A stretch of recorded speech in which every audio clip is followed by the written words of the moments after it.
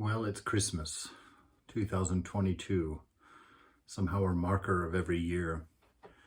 And I was thinking today, the story of Jesus is really quite beautiful, regardless of whether one accepts it as anything as a matter of faith or not. The story itself is lovely, about pure love, about a sacrifice, about a demonstration on the part of the divine to do anything possible, anything necessary to reach out to that creation, to reach out to you and I, to touch us and to bring us to our fullest potential, to our highest ideal.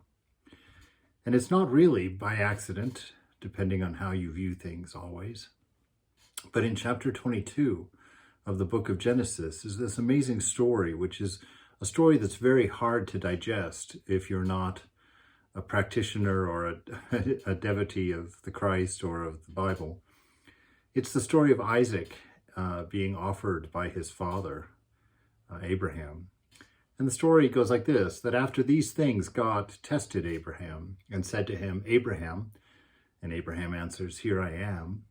He said, take your son, your only son, Isaac, whom you love, go to the land of Moriah, and offer him there as a burnt offering on one of the mountains which I shall show you.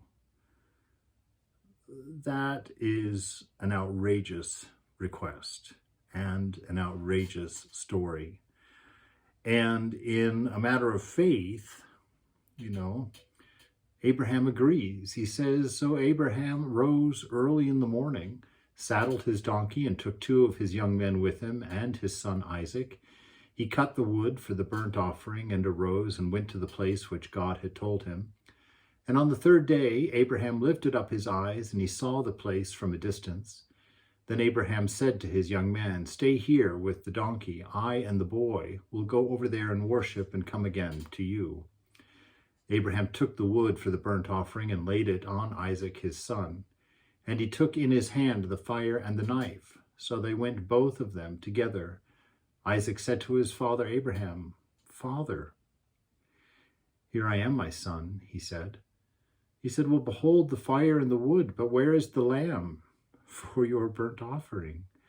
Abraham said, God will provide for himself a lamb for a burnt offering, my son. So they both went up the mountain together. When they came to the place of which God had told him, Abraham built the altar there and laid the wood in order and bound Isaac his son and laid him on the altar on top of the wood.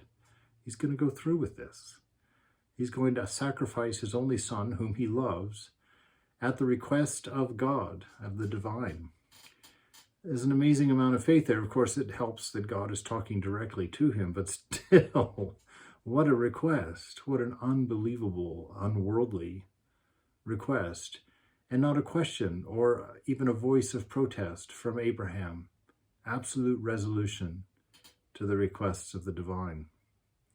Within that context of teaching, of Scripture, that's a powerful and amazing call, really, for that surrender to our highest self, our surrender to love, burning up all the things, willing to offer on that shrine all of the things that deviate from our nature, that are contrary to our nature of love and wisdom and existence. So when they came to the place which God had told him, Abraham built the altar there, laid the wood in order, and bound Isaac his son, and laid him on the altar. Then Abraham reached out his hand and took the knife in order to slay his son. But an angel of the Lord called to him from heaven and said, Abraham, Abraham. Here I am, Lord. He said, do not lay a hand on your son or do anything to him. For now I know that you fear God, seeing you have not withheld your son, your only son, from me.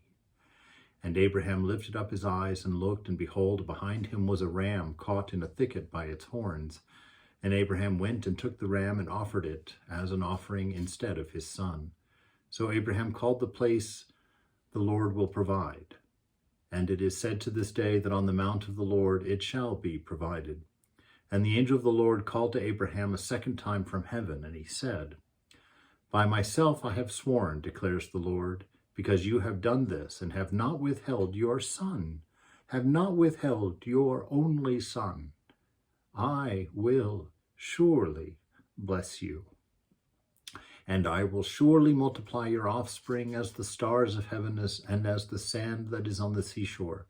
And your offering shall possess the gate of his enemies. And in your offspring shall all the nations of the earth be blessed, because you have obeyed my voice. So Abraham returned to his young men, and they arose and went together to Beersheba. So you see this beautiful mirroring of sacrifice, that God requested this incredible sacrifice of Abraham, and he unflinchingly obeyed. There's many opinions that can be had about that. Don't bother with them. Learn the lesson. See the beauty in that story, which is actually greater than the horror of it. But it is a horror and a fear and an amazing sacrifice that Abraham was willing to go through. And through that, the story of the Christ, of Jesus, the only Son of the divine, the direct Son of the divine, and God offering that unflinchingly to us. It's a reverse sacrifice. Always in the scriptures, it seems like it's us, man and woman, that we're always asked to sacrifice, to give up everything, to renounce, And sometimes we wonder, where's the other side? Well, here's the other side.